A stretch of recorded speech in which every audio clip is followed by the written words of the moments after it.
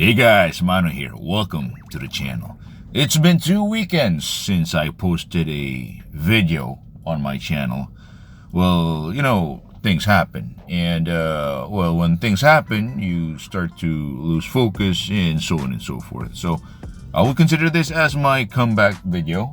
And the reason why, because we have a 100% stock, or should I say, almost 100% stock Honda CRF150L in the shop today. We did a few fixes here and there and so on and so forth. And it got me thinking, because a lot of people have been asking me about my XR150L videos. They have been asking me questions about, like, can it be turned into a fuel injected engine or whatever, and can we put different suspension, and can we turn the rear brake at the back into a disc brake, and stuff like that. Now the short answer would be yes, but that would be the end of the video. But no, we're not going to go that way. In this video, I will be answering those questions that you might have in your head if you have an XR150 or CRF150, and if you're wondering what fits, what parts can be interchanged, well, this is the video for you. Now, if you're watching this video, I assume you have an XR150L or a CRF150. So there's no need for me to tell you everything about each bike, like the specs, the weight, so on and so forth, or how to turn one of these bikes into a Supermoto. I've made tons of videos about those subjects, so go check them out after this one. In this video, we will be answering questions that you have been asking me for quite some time.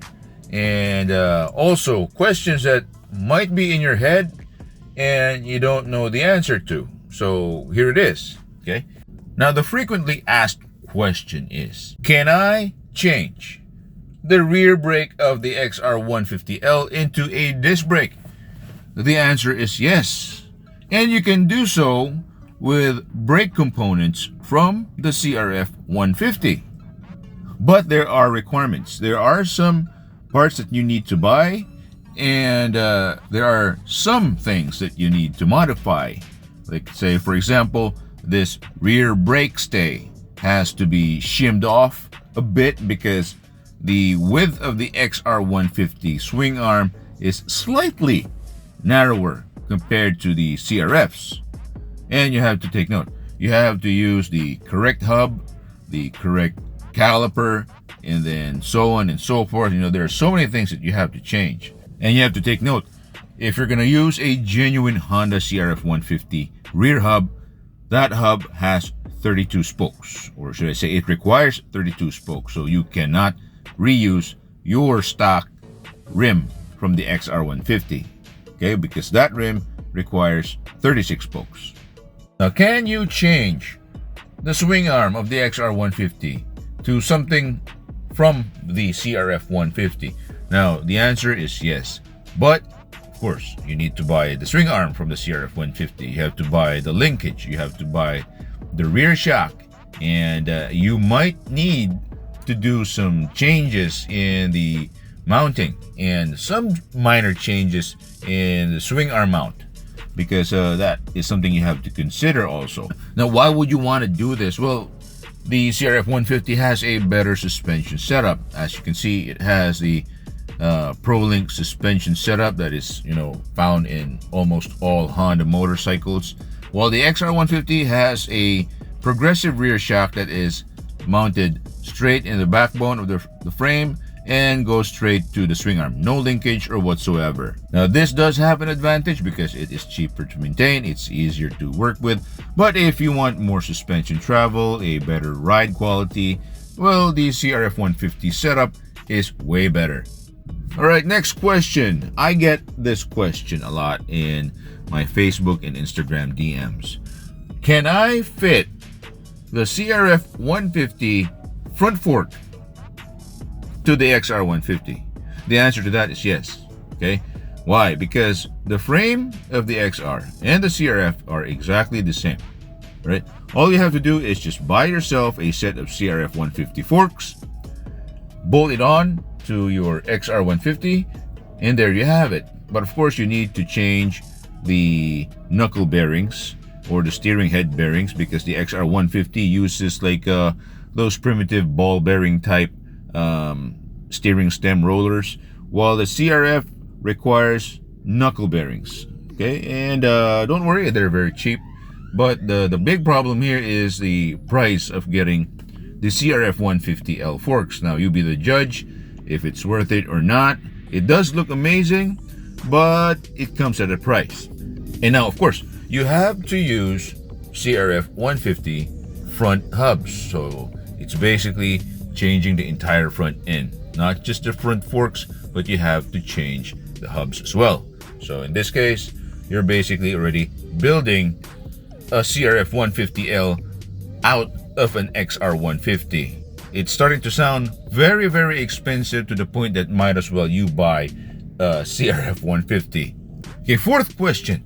Can I put CRF150 plastics, the gas tank, the side cover, the seat, on the XR150? Well, the answer to that is still yes, because again, they have exactly the same frame. It's just that they have some minor changes here and there, especially in the mounting points, like where you put your fasteners, or these certain tabs that you need to take out or add to your frame, and things like that. Next question. Now, this I got from a customer, a walk-in customer.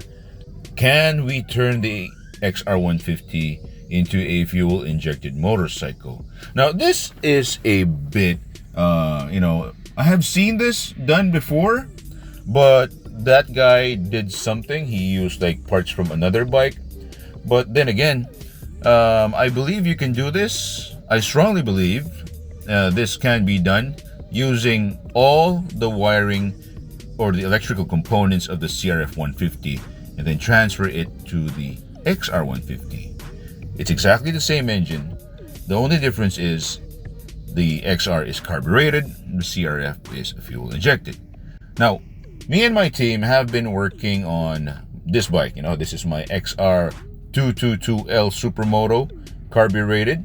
And recently we worked with a CRF150 that came to the shop, asked us to rebuild the engine because apparently he bought it cheap, not knowing that it was, something wrong. So we decided to install a 198cc kit and race cams. Now, the cams and the big bore kit that we used in the CRF150 is exactly the same for the XR150. So you see where I'm going? So turning the XR150 into a fuel-injected bike is possible, but you have to buy all the CRF150L, the wiring harness, the ECU, so on and so forth, fuel injector, throttle body, and then put it there on your XR. That's basically already a CRF150 in my opinion. Is it worth it? No. Okay? So please, if you are thinking of turning your XR150 into a fuel-injected bike, please scratch that idea. Stick to your carburetor. Just adjust your carb or change it to a 28mm with a proper jetting, and you'll be fine. Now, for those who don't know, and if you're wondering how much an XR150L is here in the Philippines and how much is a CRF150L is also, well, here's the answer. The price of a brand new XR150L here is 99,000 pesos. And the CRF is at 160,000 pesos. That is a 60K difference. Now, for the Western viewers out there, or if you're in another country, please do your conversions to compare, which is cheaper. Is it here or is it over there? Or do you know somebody who bought one at a really high price or someone who bought it at a really low price? Well, Now, if you're going to ask me, which is better, CRF or XR? Well, there is no clear answer to that. It comes down to you on what do you prefer. Now, if you want a no-brainer motorcycle that is easy to maintain, that will last you a long time, it's fuel efficient, it's lightweight, it has a huge gas tank, and it sits low to the ground, it's very user-friendly, then go for the XR150L. Now, if you are someone who prefers, let's say, modern styling, of course, you go with a CRF150L. It's fuel injected, it has disc brake at the back, it has better suspension, and it's also easy to maintain, but it does have the fuel injection system, so you have to deal with that. But then again, we live in 2025. We're approaching 2026, and maintaining a fuel injected bike is very easy these days. But then again, it's up to you, because the CRF150 does have a downside, especially if you live in Southeast Asia. People here tend to be very short. Okay, the average height of a Southeast Asian person is 5'5". Okay, and the CRF150 is a bit tall for a guy or a person of that height. Now, are both bikes good for off-roading? Yes, they're basically very capable for off-roading. Now, I know what you think. People will say, no, the CRF150 is, has better suspension. You can use it for motocross and blah blah blah blah. Now, I get it. Okay. Now, but the answer is, do you do motocross? And can you even handle the CRF150L in its stock configuration? If not, then okay, right? Don't do anything to the bike. Maybe a sprocket change or change your exhaust. Have it remapped. A stock XR150 is a weapon in the hands of a skilled rider. I tell you, doesn't matter. If you are skilled, if you're a pro-level motocrosser or enduro rider, I tell you, you will rip everyone's ass with a stock XR150.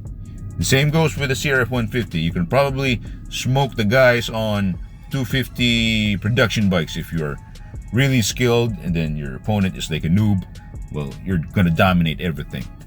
Anyway, that's all I have for you today. I think I have answered all, or should I say, the major questions regarding the XR150 and the CRF150L. Right? I hope you enjoyed this video. This is not scripted. This is impromptu. And if you like what I do here, please subscribe. As always, see you next time. Bye.